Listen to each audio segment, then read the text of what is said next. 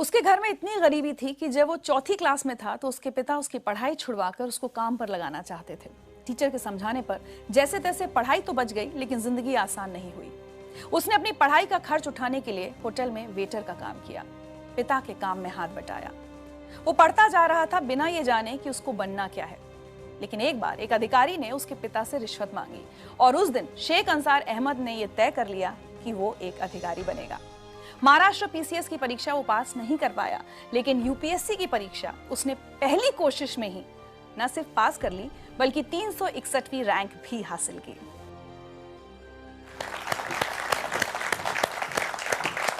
बहुत बहुत बहुत स्वागत है आपका जिंदगी लाइव में। मुझे बहुत अच्छा लग रहा है इतने यंग ऑफिसर को अपने सामने देखकर। चाहूंगी कि आप सबको बताएं कि किस उम्र में आपने यूपीएससी की परीक्षा क्लियर की है। मैं 21 साल का था तब मेरा रिजल्ट आया था। 21 साल की उम्र में मैंने एग्जाम क्लियर की थी। And you been one of the youngest? जी। वाह।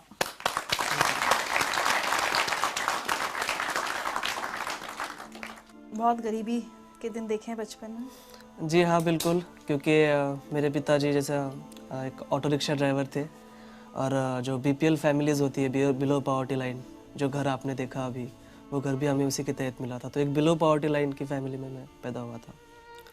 अच्छा, ये क्या हालात बन गए थे कि आपके फादर को स्कूल जाकर ये कहना पड़ा कि मैं इसको नहीं पढ़ा पाऊंगा? मेरे पिताजी को किसी ने बताया कि इसको पढ़ा के कौन सी नौकरी लगनी है, सरकारी नौकरियां नहीं है और हमारी कम्युनिटी के लोगों को नौकरियां नहीं मिलती, कोई नौकरी नहीं देता, उससे इसको पढ़ा के कोई मतलब नहीं है, आप इसी किसी काम को लगा दीजिए, घर में 2 पैसे आ जाएंगे। एक मैसेज सुनवाते हैं आपको। जब उसके पिताजी स्कूल में आए तो वो बोले उसका नाम निकालने का है, अब वो उसको स्कूल में नहीं रखने का। फिर मैंने बोला क्या करेंगे फिर उसका, वो क्या करेगा? तो उसको कुछ तो भी काम धंधा दे के काम करेगा। तो मैंने बोला ये अच्छा नहीं, और वो जहाँ तक पढ़ना चाहे उसको पढ़ने। इन्हीं की वजह से एक्चुअली मैं आज यहाँ तक पहुँचा हूँ। अगर ये मेरे पिताजी को नहीं बताते तो शायद मैं कहीं रिक्शा चला रहा होता।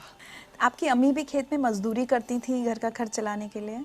जी हाँ बिल्कुल, घर का खर्च, और मैं जब पुणे में पढ़ाई कर रहा था तो मेरा भाई भी मुझे पैसे भेज दिया करता था, लेकिन पैसे कभी कभी कम पड़ जाते थे। तो मेरी अम्मी खेत में काम करती थी, लैंड लेबर, तो वो भी उसकी जो कुछ सेविंग होती थी वो मुझे भेज देती थी। चलिए आपके लिए एक और मैसेज। पर आंसर ने पहले पास से रात का भी चिड़चिड़ाक लगा के पढ़ाई करता गया।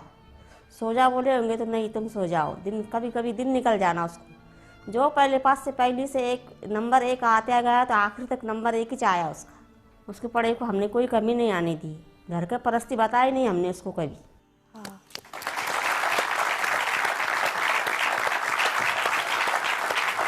और उस दौरान भी परिवार की स्थिति तो बदली नहीं थी, दिक्कतें थी। उस समय भी आपको बहुत काम वाम करना पड़ा अपनी किताबों का खर्च उठाने के लिए। 10th में मेरी छुट्टियां चल रही थी और मुझे कंप्यूटर सीखना था। तो MSc IT का कोर्स आता है, वो कोर्स मुझे करना था। उसकी फ़ीस थी लगभग 2,800 समथिंग, उस वक्त उसकी फ़ीस थी। पे करने के लिए पैसे नहीं थे, तो मैंने मेरे अब्बू को बताया कि भाई ये रेस्टोरेंट है, यहाँ पर मुझे काम करना है, मुझे वो लगभग 3,000 रुपये तक कुछ पगार दे रहे हैं। अब्बू ने कहा ठीक है तुमको करना है तो करो।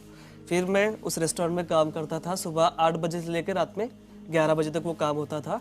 बीच में 2 घंटे छुट्टी मिलती थी, उसमें मुझे मेरा लंच करना होता था और 1 घंटा मुझे वो जो कोर्स है उसकी तैयारी के लिए जाना होता था। हमारे गांव में ही वो होता था और काफ़ी डिफ़िकल्ट था मेरे लिए, क्योंकि मुझे वो बड़ा पॉट लेकर पानी लेकर आना पड़ता था कुएं से निकाल कर। फिर उसके बाद जो कस्टमर्स आएंगे उनको चाय सर्व करना, उनका टेबल वगैरह साफ़ कर देना, ये सब इस तरह का काम एक वेटर का काम था। और उसके बाद जब 10 बजे होटल बंद हो जाता था, गांव में 10 बजे जनरली हमारे बंद हो जाता था, तो 1 घंटा मुझे जो फर्श वगैरह होता था वो सब साफ़ करना होता था बैठ के हाथ से। तो वो काम मैंने किया। My God. तो घर में सिर्फ आप ही सबसे ज़्यादा पढ़े लिखे हैं, बाकी सबकी पढ़ाई छूट गई, काम करने लग गए या शादी हो गई बहनों की? जी घर में नहीं, पूरी जनरेशन का मैं फर्स्ट ग्रेजुएट हूँ। हमारे पूरी जनरेशन में कोई पढ़ा नहीं है, तो घर का मैं अकेला ही सबसे ज़्यादा पढ़ा लिखा हूँ। और बाकी के जो बहनों की शादी हो गई थी जल्दी, और भाई जब 5th स्टैंडर्ड में था तब से वो मेरे माँ बाप के पास काम करता था। एक मैसेज और सुने। जी। मुझे स्कूल में जाना पसंद नहीं था, यानी मुझे इंटरेस्ट नहीं था उसमें पढ़ने के लिए, पढ़ाई के लिए। और मैं एक बार 6वीं में ही फेल हो गया था। तो जब से मैंने स्कूल छोड़ी और मैंने दिल में ठान लिया कि मैं तो इतना होशियार नहीं हूँ, लेकिन मेरा भाई मुझसे भी ज़्यादा होशियार है, इसलिए मैंने स्कूल छोड़ के अपने मामा की तरफ काम के लिए गया। लेकिन इतना मुझे गर्व है कि मेरा भाई मेरे वजह से कुछ ना कुछ आज बन गया।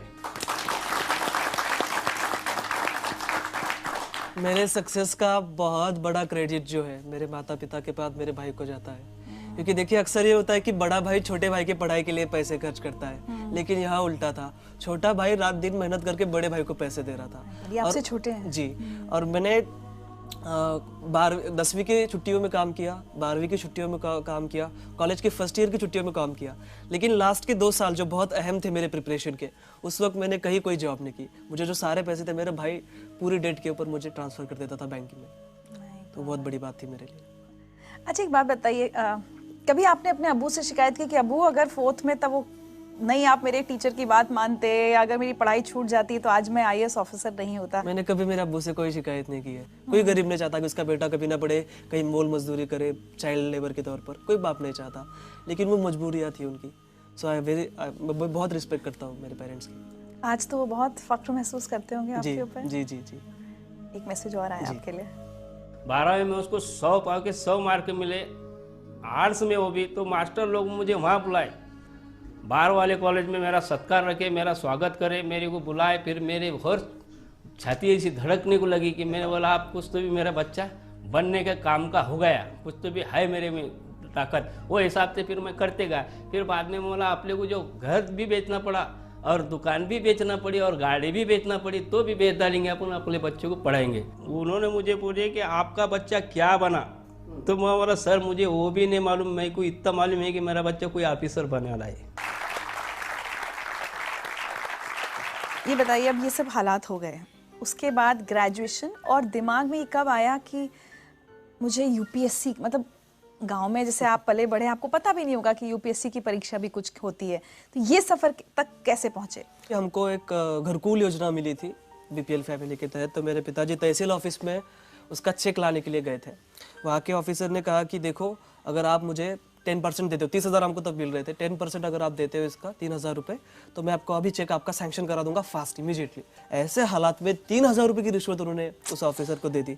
तब उस वक्त मुझे रियलाइज़ हुआ कि करप्शन के सबसे बड़े शिकार हम जैसे गरीब लोग होते हैं।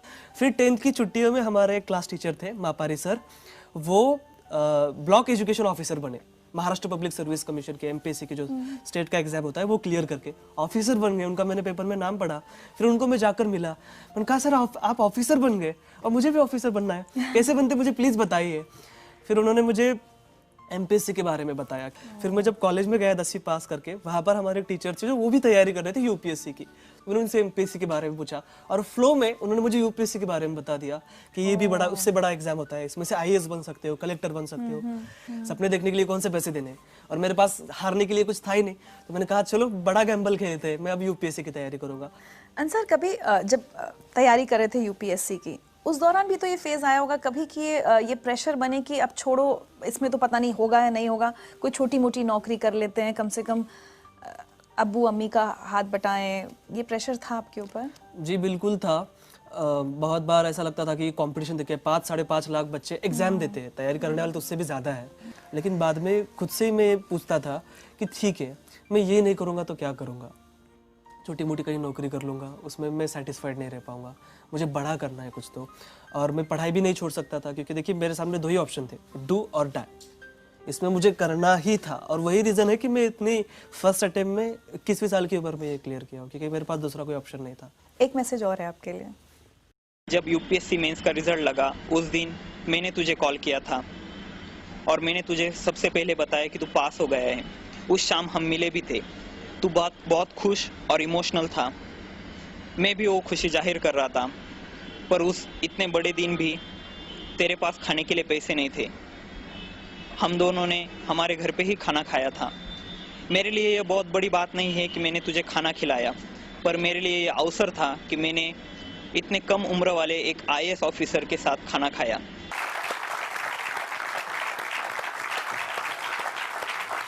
19 फरवरी के दिन मैं लाइब्रेरी में बैठा पढ़ाई कर रहा था और मुझे इसका फ़ोन आया। मैंने कहा अंसार UPSC का रिजल्ट आ गया। मैंने कहा माय गॉड, मेरे वहाँ पर हार्ट बीट बढ़ गए। मैं समझ में नहीं आ रहा था मैं क्या करूँ। उसने कहा तेरा रोल नंबर बता। मैंने कहा ले लो भाई। मैंने उसको मेरा रोल नंबर भेजा और उसने मुझे कॉल करके बताया कि कॉन्ग्रेचुलेशन, तुम पास हो गए हो। मैं आपको बता नहीं सकता कि वो खुशी क्या थी। मुझे ऐसा लग रहा था कि मैं सातवें आसमान पर हूँ, मेरे पैर ज़मीन पर ही थे, लेकिन मैं बहुत ज़्यादा खुश था। उस दिन शिव जयंती थी, पूना में नगाड़े बज रहे थे और मुझे ऐसा लग रहा था कि ये मेरे जीत के लिए बज रहे हैं। शिव जयंती के दिन मुझे ऐसा लग रहा था कि मुझे गिफ्ट मिल गया हो कोई। मैं बहुत खुश था। मैं मेरे दोस्तों के पास गया, हमने सेलिब्रेट किया। अब डिसाइड किया कि चलो बाहर खाने के लिए चलते हैं। अब जनरली देखिए, एक रूल तो ये है कि जो कुछ जीतता है उसको ही खिलाना पड़ता है, उसको ही बिल पे करना पड़ता है। लेकिन मेरे फ्रेंड्स को पता था कि बंदे के पास पैसे नहीं है, तो उन्होंने कहा कि यार छोड़ो यार, बाहर क्यों जाना, रूम पर ही खा लेते। तो हमने उसके रूम पर ही खाना खाया था।